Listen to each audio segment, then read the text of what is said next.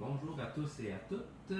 On est mardi le 19 mai. Donc aujourd'hui, on va faire une salade de kale et d'orange.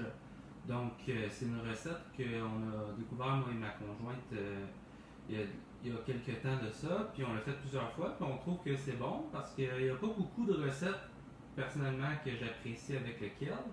Par contre, c'est un légume qui gagne à être connu parce que c'est vraiment bon pour la santé. En fait, avant de commencer, je voulais juste vous parler un peu justement du chou kale parce que oui, c'est du chou. Donc, c'est plein de vitamines. Ça a l'air que dans du kale, il y a 512 fois pourcent des besoins journaliers en vitamine A. 200% des apports recommandés en vitamine C. Puis il y a aussi de la vitamine K. Ça aide pour la coagulation du sang, puis la formation des os. Sinon, c'est riche en fibres. C'est un antioxydant puissant. Il paraîtrait que c'est bon pour les yeux. Grâce à ses composantes de lutéine, zéaxanthine et caroténoïdes. En tout cas, tous des mots qu'on ne connaît pas. Mais c'est bon pour les yeux, ça va. Sinon, il y a du fer, du calcium aussi dedans. Donc, c'est un légume qui gagne à être connu. Donc, j'espère que la recette qu'on va faire aujourd'hui, vous allez l'essayer puis peut-être l'adopter. C'est sûr que c'est un chou amer, donc le goût est quand même prononcé. Fait que c'est pour ça que c'est bien de le mettre avec des oranges. Donc, tantôt, je vais vous montrer d'ailleurs comment préparer l'orange pour la recette. Je vais vous montrer qu'est-ce qu'on a besoin, puis ensuite, on va commencer. Donc, vous avez besoin d'une petite botte de kale. La recette va être en lien après sur la publication. Sinon, je l'ai mis déjà avec la publication, l'annonce de la recette. Donc, j'ai déjà essoré mon kale. Je l'ai lavé. C'est comme de la salade. Là, on enlève. Par contre, les feuilles, il faut faire attention. Il faut vraiment enlever les feuilles et essayer de ne pas prendre le centre. Donc, la tige, parce que ça, c'est très, très, très amer. Donc, j'ai déjà nettoyé mon kale. Je l'ai rincé.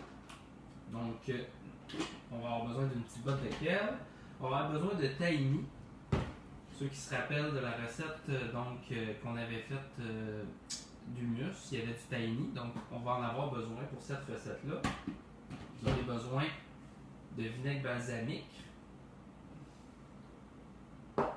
de sirop d'érable, du jus d'une orange fraîchement pressée.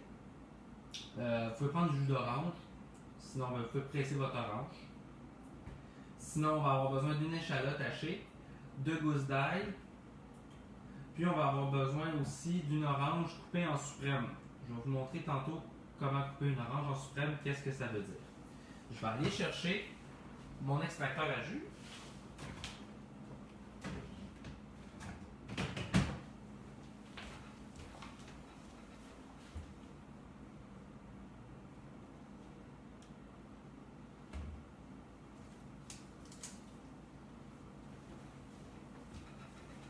Donc, j'en ai profité, je suis allé chercher une deuxième orange, puis aussi un oignon vert. Puis j'ai mon extracteur à jus ici. Donc, on va commencer. La première étape, comme je disais, c'est de vraiment laver et essorer les feuilles de chou. Donc, il faut enlever la nervure centrale, c'est difficile à mâcher aussi, là, donc on fait attention. Sinon, on laisse ça comme ça. Ensuite, il faut hacher l'échalote. Donc, moi, mon échalote était déjà lavée. C'est de l'échalote que j'avais acheté à l'épicerie et que j'ai refait pousser. Donc, ça, les échalotes, c'est pratique. On en achète une fois, on les remet dans l'eau, puis on peut les faire pousser. Puis là, l'été qui s'en vient, on va pouvoir les replanter. Parce que plus qu'une fois, après avoir repoussé dans l'eau, c'est pas bien bon. Ça goûte justement à l'eau. Mais si on les remet dans la terre, ça va garder un goût oignon un peu. Donc, j'hache mon échalote bien comme il faut. Ensuite, si j'avais de l'ail fraîche, aujourd'hui, j'ai pris de l'ail en pot. Donc, ils disent une gousse d'ail. Donc, c'est une cuillère à thé. Souvent, il est écrit, là, en fait, c'est une demi-cuillère à thé.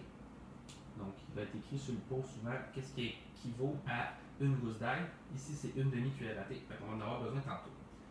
Ensuite, il faut couper l'orange en deux. Puis il faut sortir le jus.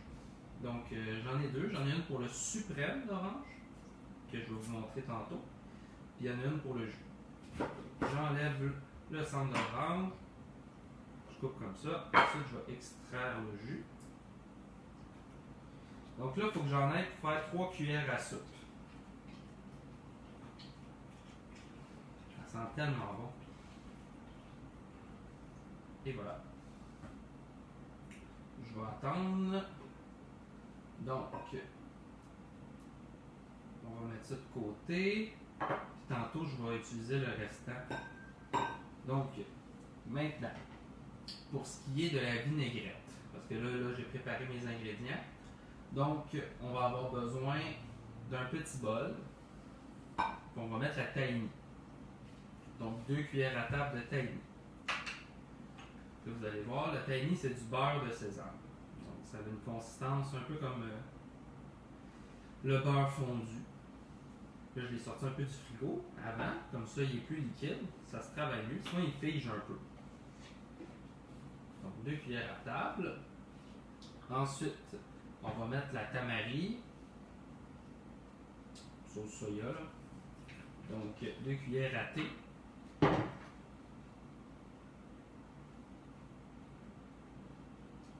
Une et puis deux. Ensuite, on va rajouter l'échalote que j'ai préparée. Donc, on met ça dedans. Il y a peu d'ingrédients, c'est ça qui est bien. Les salades, toujours fun l'été. Hein? Surtout des nouvelles sortes. Hein? Faire le changement de la salade verte traditionnelle et de la salade César. Donc, ensuite, on va mettre l'ail, donc une demi. En fait, c'est même un quart, c'est vraiment pas beaucoup parce que c'est une demi-gousse d'ail déjà. Donc, et voilà. Donc, ça serait un quart de cuillère à thé. Ensuite, on va ajouter graduellement la tamari, le vinaigre balsamique. En fait, la tamari, j'ai déjà mis, mais le vinaigre balsamique, on va le rajouter. Une cuillère à thé. Donc ça, rendu là, vous prenez votre vinaigre balsamique que vous avez à la maison.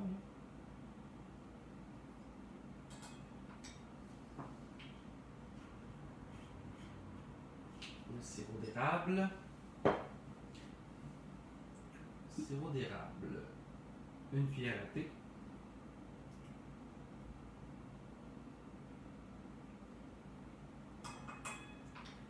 Puis ensuite, ça va être le jus d'orange. Donc, 3 cuillères à soupe. La cuillère est cassée. L'important, c'est que je peux calculer avec quand. Une, deux. J'en ai même quasiment assez. 3. Je vais peut-être en refaire juste un petit peu. De toute manière, il est coupé. Au pire, je vais le boire après. Du vrai jus d'orange, hein? On ne dira pas non. Donc, j'en rajoute un petit affaire. Et voilà.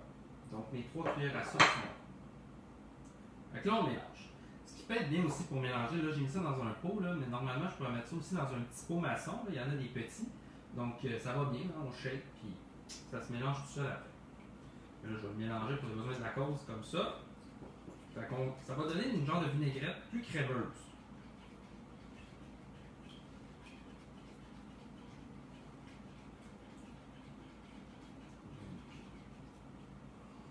Beige un peu là, à cause du tamari. Et voilà. Donc, on met ça de côté. Ensuite, il faut laisser, dans le fond, il faut mettre le kale dans le plat à salade. Donc, ce que je vais faire.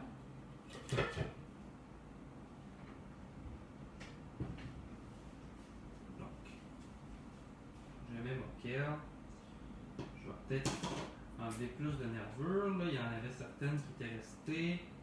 J'essaie de ne pas les laisser. C'est, comme je disais, c'est coriace au goût, puis à la texture aussi. Donc, on les enlève si possible. Déjà que les enfants, souvent, ne sont pas friands du kale. On se donne les chances de notre côté, hein, qui aime ça. Donc, on enlève ça comme ça. Bon.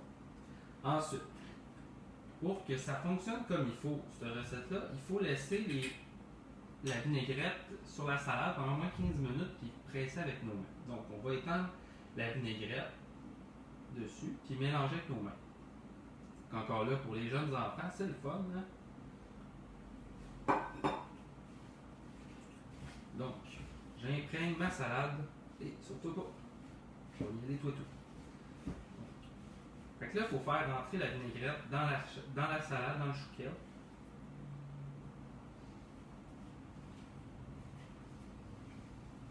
Bien comme il faut.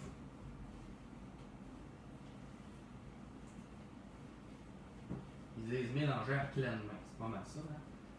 Bien imprégner les feuilles de vinaigrette et pour les attendrir. Fait que pleine main, hein, on se gâte. On presse. De toute manière, c'est assez ferme le kale.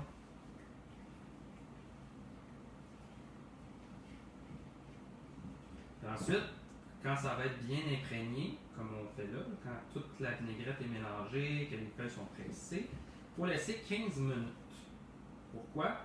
Ben, parce que dans le fond, ça va macérer dans ce cas-là, ça va s'intégrer, les saveurs vont se mélanger comme il faut. Donc, on va laisser ça pendant 15 minutes, ce qui va nous permettre, après ça, de faire le suprême d'orange, que je vais vous expliquer après avoir juste été rincer mes mains. Je reviens. Bon.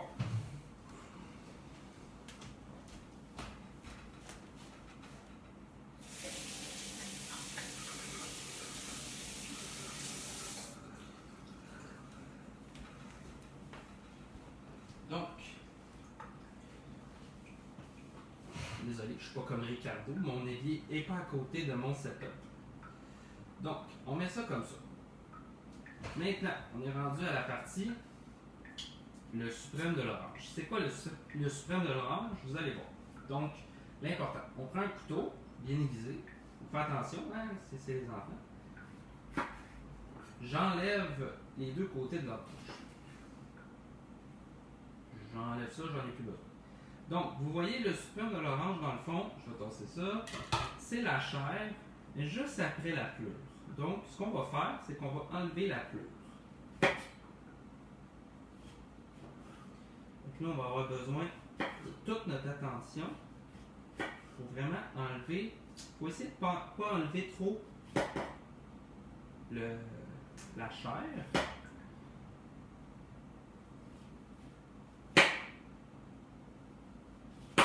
Il y a des vidéos qui expliquent assez bien et qui montrent vraiment bien aussi comment couper. Là, j'y vais vite. J'ai besoin de la côte. J'enlève la pleure.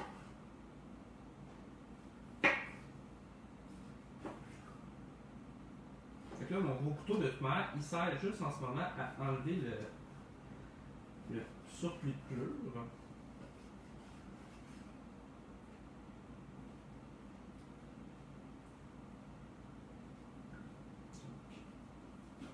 J'enlève le blanc. De toute manière, c'est très amer. Hein? On ne veut pas la pleure. Déjà que le kale, c'est amer, qu'on ne veut pas une autre affaire amère. Bon. Ensuite, bon, et voilà. On en reste juste un petit peu. Et voilà. Donc, ensuite, avec un petit couteau, ce qu'il va s'agir de faire, c'est, vous voyez, il y a des petites lignes. Dans le fond, on va aller découper entre ces lignes-là.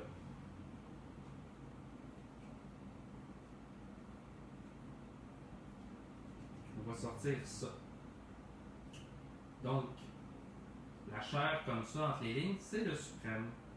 C'est vraiment ce qui est le plus goûteux de l'orange. C'est pour ça qu'on appelle ça le suprême. Donc, on les enlève parce que c'est ça qu'on va vouloir mettre dans notre salade. Donc, on se rappelle, dans la salade, dans la vinaigrette, il y avait du jus d'orange. Donc, ça va rappeler ce goût-là.